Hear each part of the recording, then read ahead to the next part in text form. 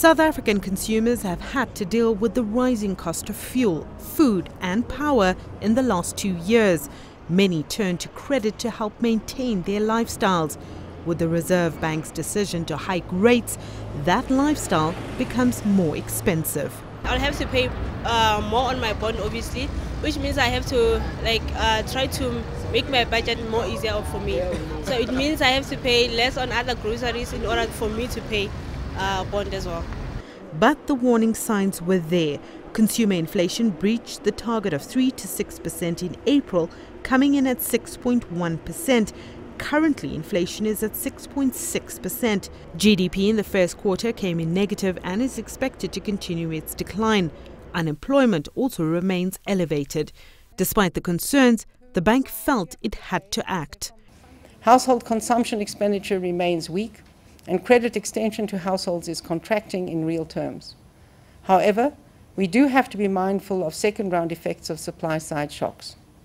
The Reserve Bank lowered its growth forecast to 1.7% GDP this year, largely due to all the strike action.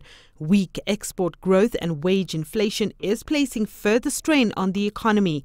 With more job losses on the cards, consumers are feeling stretched. I mean, at the end of the day, we all sit with car payments and so forth, and credit in South Africa at this point is very influential on our disposable income as a country. And with the hike, obviously that'll fluctuate quite a few of the consumers' disposable income. The rate hike does, however, mean that some sectors of the public will see some relief. There's at least some good news for pensioners. This is only the second rate hike in South Africa since 2008.